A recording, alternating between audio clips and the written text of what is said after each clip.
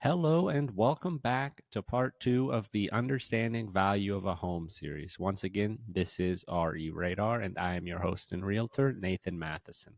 So, part one of the series, if you missed it, was all about location and how location, in terms of city, neighborhood, specifically streetwise, and all these different factors can come in and affect the value of a home. So if you missed that one, I recommend giving it a listen after this one because, it's interesting and lots of different things go into location and value. Now, today, what I'm going to be going over for part two of the value series is understanding how the actual home and features of the actual home can affect the value, whether that be positive or negative. Now, of course, this is just like everything really going to be subjective. It's going to matter for who you are. You might value something else that someone else doesn't. So, what I'm going to be trying to focus on is what I see as the widespread majority of people are looking for. So how I'll be looking at it is kind of pointing out and touching on things that the average person or the widest amount of people are going to find value in and be interested in and is looking for in their home purchase. So let's get right into it here with the first point and talking about the floor plan and how the floor plan and how the house flows can really affect the value and what people think of homes. And you can really see that, and I've seen that firsthand with homes here in West Seattle, up there in North Admiral area. There are homes up there that can be good size. You look at square footage bedrooms, but then it's just when you walk into that home, it's got a bad layout, too many walls, doesn't flow right, doesn't feel good. And that home then sits on the market for longer than the average home in that area does. You can have that home with over 2,000 square feet of space. But if it's all chopped up and the room layouts just don't make sense, and I mean, it's not going to feel like a spacious, welcoming home, and it's going to feel much smaller than that 2,000 square feet, which you're paying for. Now, of course, there's going to be some people who disagree with this statement, and that's okay. But what I've seen is that open concept layouts are still a fan favorite. Having that kitchen, dining room, living room all in one open, large space, it is a pro for the majority of people from what I've seen being out there. Now, the floor plan, though, it isn't just about that idea of the open concept with the kitchen, dining room, and living room orientation, welcoming feature like that. You've also got to look at and focus on the bedroom placement and the size of bedrooms mattering. You could have that home where it's got that person looking for that ideal open floor concept, and the home has it. It offers that. But then you get to the bedrooms and it's got this tiny small primary bedroom. Say it's a 3-bedroom home and all of them are just these little small squares. That is going to be less desirable for a large demographic of home buyers. Or perhaps what you have is a large sized primary bedroom, only it's directly next to the kitchen. Now, for some folks, that's something they're looking for. But for a lot of people, they don't want a primary bedroom right next to the kitchen on that main floor if you got a 2-story home. It's simply seen as kind of less desirable for the majority of people. And I suppose the reason kind of for that being is, people want privacy with their primary bedroom. You want that out of the way of, when guests are going to be in town and in your house, you don't want your primary bedroom right next to the kitchen. And speaking of privacy and floor plan, the majority of people kind of have that layout that is just common sense. You want that layout flows naturally. You're walking through the front door. Instead of being smacked in the face with like a wall or something like that, you got a small entryway, little foyer spot, maybe a bench, drop your keys, little coat closet, something like that. That's what people are really looking for that I've heard out there. Then you go from that into that seamless open social space with, the open floor concept there, right there on the main level after you get through the entry. You got that living room right there, front and center, all, comfy, welcoming. Leads into a little dining area where, you're visible, it's connected. It's not like, shoved off into a corner or boxed away into a small little walled off room where you can only have then a certain size dining room table.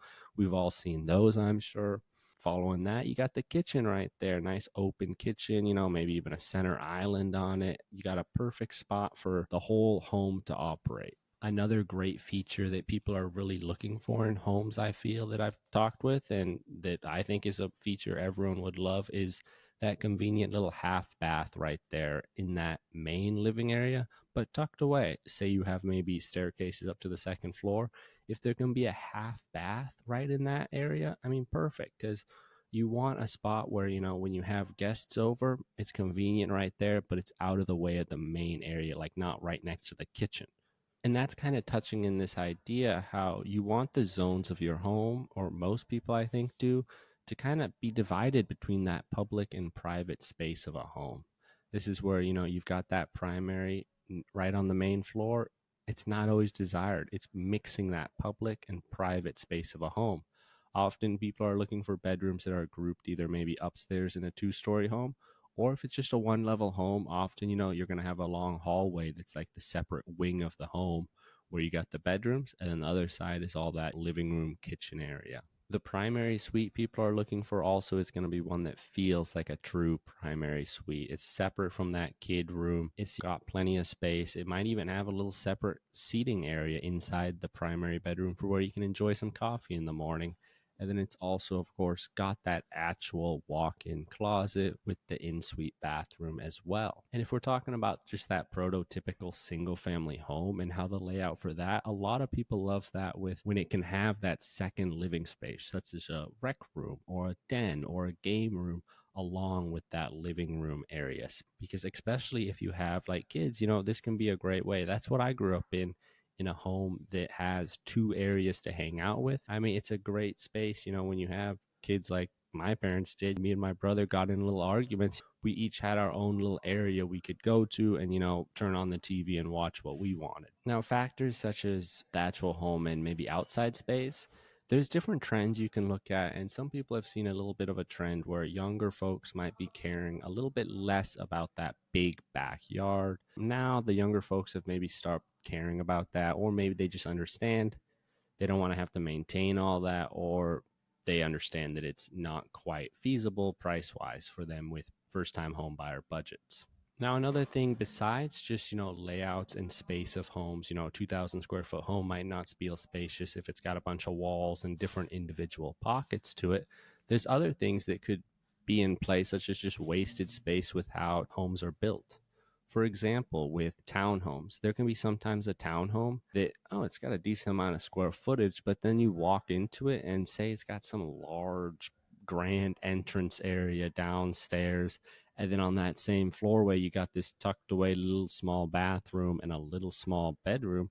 That's like, I'm thinking, why do you have this grand entry in this tiny bedroom down here? Why couldn't they reorganize that space? You don't need a huge entry in a townhome. You simply don't. So looking at wasted space and being like, why is this here? This is, you got to understand that. Other pieces of that could be in a home with stairways. I've seen sometimes on those 2-level single family homes where you go up this grand stairway and it's just got this random little pocket or strip of space right next to the landing that's completely unusable. Like you never sit there, do anything. And it's always funny walking through those homes and seeing what the stagers put in there. Like, do they put a little chair?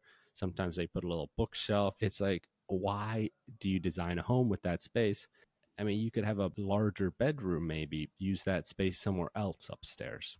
So when you're looking through homes and you're trying to find a home you want to buy, think about how you like living, what your lifestyle is, and get a home that fits for you, because there are all sorts of different types of homes and you want a home that fits you. Alrighty, let's transition a bit and next get into talking about updates and homes that are more modern and how that affects the value. Now, of course, everyone knows brand new homes, modernized, updated, fixed up homes are obviously going to be worth more and sell for more than a raggedy, torn down shack. Everybody knows that. But of course, every situation is different, and not everyone can afford to fully remodel their homes before they sell them. And of course, I'm always happy to help talk you through it one-on-one. So if interested in that, just shoot me a message and I'm happy to help. Now, if you don't really have a big budget or just can't afford to spend money on remodeling that outdated kitchen or bathroom in your home, don't stress. You can always sell as is. And in today's housing market, especially in certain areas like Seattle, you can still get great profits doing that. Now, if you do, though, have a little bit of time and you got a little bit of wiggle room pricing, there are some simply easy but not super expensive things that I would recommend doing to your home before listing it. And those would be updating the light fixtures, because you want good lighting. You want light fixtures that look nice, and you want light fixtures and lights that actually produce light. Because if someone's going through a house that's just dark and gloomy and looks sad and just bad overall, a buyer's going to be turned off first when they go in that home and it's lit up. It's got good bright light, People see that and they see potential, even if the rest of the home might not be the best. You also always, before listing the home for sale, you always want to do a very deep clean of that home. You want to get it really in shape. You want to get it looking pristine. And if you can, of course, it is best if you can move out of the home prior to getting it listed, because then you can come in and get it staged and professionally cleaned fully throughout, and have these stagers come in who are going to be looking at the home, and they pick the furniture and put it in places specifically designed to make your home look as good as possible. So if possible, it's best to sell your home as a vacant home. Now, of course, that's not always possible. Sometimes you can't move out before selling the home, and that's understandable. But even in that situation, I still recommend getting a deep clean and trying to get rid of as much stuff in that home as possible, whether that be donating it, selling it, or just giving it away.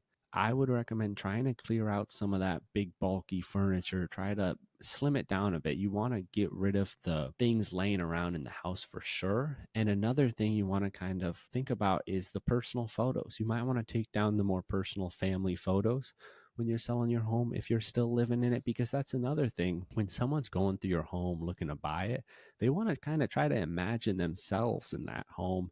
And if you're walking into a home where there's photos of the people living there all over the place, maybe you've even got clothes in your closet and all that stuff, I mean, it's going to be harder for a buyer to truly picture it as their home. So that's what you want to do when you're selling your home. You want to make it something that a buyer can see themselves living in. So at the bare minimum, if you can't move out of your home, then at least do the best to display it in the best possible light. And that is through just simply tidying up, slimming down on the amount of furniture you have, and getting rid of those personal photos and putting them in storage.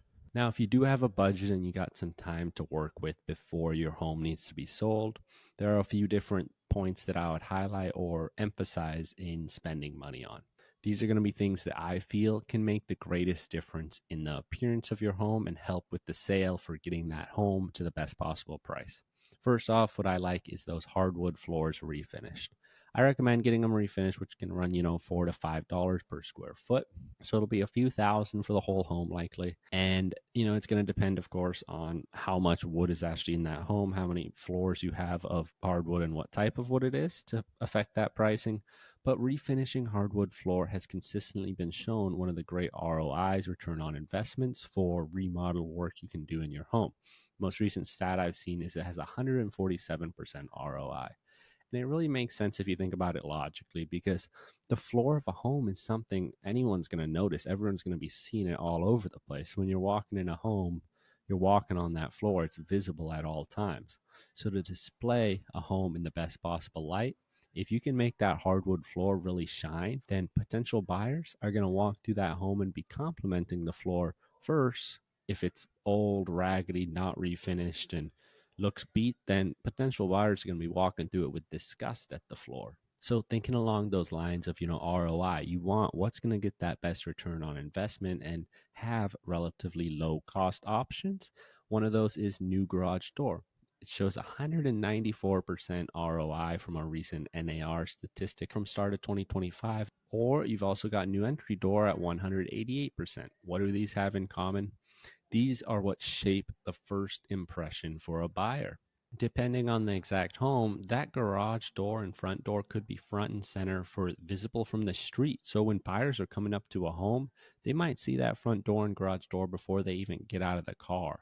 So do you want them instantly having a negative thought, or do you want them instantly seeing that as a good positive note? These are all relatively lower cost items that can start to change the conversation of that home and painting it in that better picture. And shoot, maybe you don't get the completely brand new front door, brand new garage door. You just put on a new coat of paint on it. The dark front door and dark garage door is a popular trend. And when you're trying to make a home attract the most widespread buyers, you want to sometimes follow those trends because that's what everyone wants. Now, that about wraps up all the time I've got for today's episode talking about value. If you're interested in hearing more about, different ROIs, I got all sorts of ones I know about. So feel free to shoot me a message and happy to talk you through those. But until then, This was episode 2 of the value series with what makes the value of a home and what affects that value heavily, and what kind of is not too influential in home's value. So this was all about kind of the actual home in itself and what features of a home are what the majority of people are looking for, and what kind of are things that could turn off potential buyers. But like I said, this is all the time we've got. So thank you very much for listening. Thank you for watching. And I will see you next time for part 3 and the final episode in what creates the value for homes. Till then, thank you for listening. Thank you for watching. Peace.